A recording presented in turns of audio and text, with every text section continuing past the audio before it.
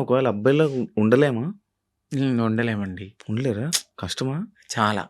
అవునా? చాలా. నాకు నేనే చాలా క్వెషన్స్ ఏసుకున్నాను ఇలా ఉండొచ్చా అని. కానీ కొంతమంది నార్మల్‌గా వాళ్ళకి ఆ ఫీలింగ్స్ ఉన్నా గూడా అబ్బాయిలాగా ఉండిపోయి పెళ్లి చేసుకుంటున్నారు కదా! కొంతమంది ఇప్పుడు ఇండస్ట్రీలో గాని, బయట గాని కొంచెం పలుకుబడి ఉన్నవాళ్ళు పేరెంట్స్ నేను చచ్చిపోతా, సూసైడ్ చేసుకుంటా అన్నవాళ్ళు మేబీ అట్లా ఉన్నారేమో నాకైతే తెలీదు. హ్మ్.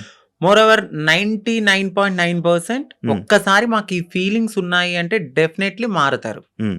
ఖచ్చితంగా మారుతారు. హ్మ్. అది హ్మ్. నేనే ఎగ్జాంపుల్ తీసుకోవచ్చు. చాలా మందిని మీరు హ్మ్. ఎగ్జాంపుల్‌కి తీసుకోవచ్చు. హ్మ్. ఒకానొక సిట్యుయేషన్‌లో ఇంకా హద్దులు మీరిపోతాయి మాకు. హ్మ్. ఇక ఈ సొసైటీ ఏమొద్దు, ఫ్యామిలీ ఒద్దు, ఏమొద్దు. నన్ను నేను మార్చుకోవాలి అనుకున్నప్పుడు ఇళ్లల్లోంచి బయటకి కూడా వచ్చేసిన సిట్యుయేషన్స్ ఉంటాయి. అవును. ఖచ్చితంగా ఉండలేమండి. ఓకే. కష్టం. అసలు చాలా. హైదరాబాద్ ఎప్పుడొచ్చారు? హైదరాబాద్ వచ్చి 2018 ఓకే. ఎందుకు? ఎందుకు రావాల్సొచ్చింది? నార్మల్‌గా అప్పుడు డిగ్రీ అయిపోయింది. హ్మ్. డిగ్రీ అయిపోయిన తర్వాత నేను అనుకున్నదేంటంటే కొంచెం గ్యాప్ వచ్చింది. హ్మ్. ఎగ్జామ్స్ అన్నీ హ్మ్. అయిపోయినియి. హ్మ్. హ్మ్. హ్మ్. సో, కొంచెం ఫైనాన్షియల్‌గా మమ్మీకి సపోర్ట్ చేద్దామని అక్కడ మా బావగారు ఉంటే ఆయన తెలిసిన కంపెనీలో హ్మ్. హ్మ్. నార్మల్‌గా కంప్యూటర్ దగ్గర హ్మ్. Job course. అని వచ్చా. ఆ! హ్మ్. ఓకే. వచ్చాను. బట్ ఇక్కడున్న ప్రపంచానికి సమ్ రెక్కలొచ్చేసినియి నాకు.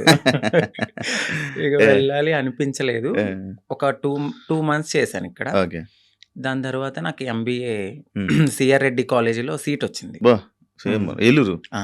హ్మ్. హ్మ్. సిఆర్ రెడ్డి కాలేజీలో సీటొచ్చింది. హ్మ్. మళ్ళీ వెళ్ళిపోయాను. హ్మ్. హ్మ్. ఇంకా 2 ఓకే. ఇయర్స్ అక్కడ చదువుకున్నాను. ఓకే. ఎక్కడ మీది నేటివ్? మాదొచ్చి Bhimadolu. Bhimadolu. West Godavari west district Godavari. Eluru, Bhimadolu. Bhimadolu. అచ్చా! అచ్చా! ఇప్పుడు ఎంత వరకు చదువుకున్నావు? ఎంబీఏ అయిపోయిందండి. ఎంబీఏ ఆ! అయిపోయింది. జాబ్స్ ఏం ట్రై చేయలేదా? జాబ్ చేశాను నేను. కానీ చేశాను. ఒక 1 ½ ఇయర్ దాకా నేను హ్మ్. చేశాను. హ్మ్. అది గూడా ఎందుకు అంటే హ్మ్. సెకండ్ సిస్టర్ ఉన్నారు. హ్మ్.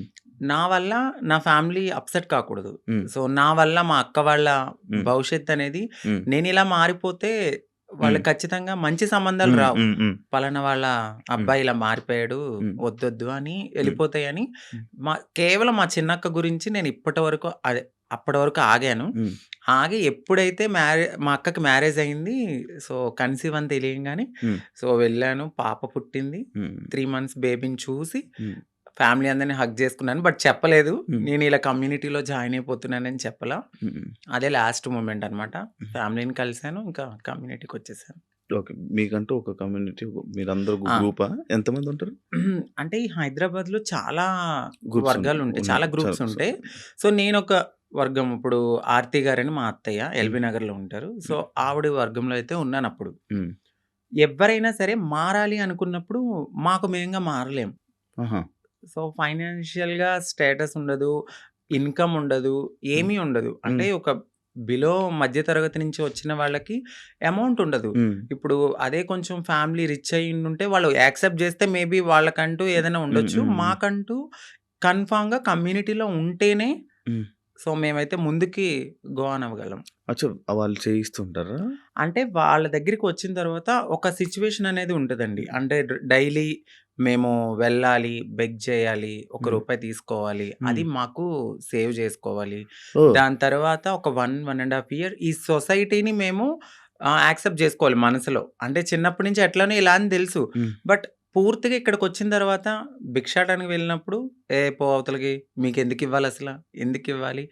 అని అడుగుతూ ఉన్నప్పుడు ఇవన్నీ మేము తీసుకోవాలి. గుడ్ ఉంటది, బ్యాడ్ ఉంటది, హ్యాపీనెస్ ఉంటది, అన్నీ ఉంటాయి. హ్మ్. హ్మ్. వీటన్నిటిని యాక్సెప్ట్ జేసుకోవాలి. ఫస్ట్ మీరిక్కడి దాకా వచ్చారు. బట్ మేము సర్జరీ చేయించాలి, మీరు మారి కమ్యూనిటీలో ఉండాలి అంటే మీరు ఇయన్నిటిని యాక్సెప్ట్ జేసుకోవాలి. ఓకే. ఓకే. అంటే ఈ సొసైటీలో సొసైటీలో బయట హ్మ్. తిరగడం అంతా వాళ్ళ మాటలు, వాళ్ళ ఇది మొత్తం అంటే అంతా వీళ్ళు చెప్తారు మాకు ఫస్టే. హ్మ్. "వద్దు, మేమే చాలా బాధపడుతున్నాం. వెళ్ళిపోండమ్మా" అంటారు. బట్ మీలాగానే మేము వచ్చాం గదా! సో, మేము ఏదైనా బేర్ చేస్తామని ముందుకెళ్ళిపోతాం అంతే. వాళ్ళైతే చెప్పడం అయితే చెప్తారు. ఖచ్చితంగా చెప్తారు. ఓకే. ఓకే. సైకాలజిస్ట్ వాళ్ళుంటారు గదా! వాళ్ళ దగ్గరికి వెళ్లి కలవాలి. వాళ్ళంతా ఓకే అన్నాకనే సర్జరీ గూడా అవుతది. అంటే ఇప్పుడు సిగ్నల్స్ దగ్గర గాని, బయట ఇప్పుడు వాళ్ళు చేసేవాళ్ళు మారేవాళ్ళు కాదు. మారాలనుకునేవాళ్ళు.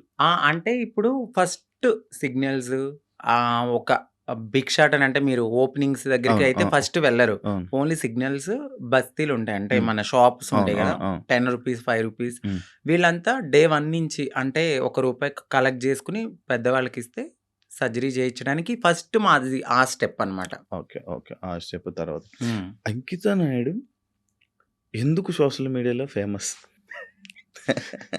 ఎలా? సో, అంతకుముందు వరకు అంకిత నాయుడు అంటే తెలీదు. హ్మ్. ఆఫ్టర్ మ్యారేజ్ హ్మ్. నా పాస్ట్‌లో నేను మ్యారేజ్ అవును. చేసుకున్నాను. అవును.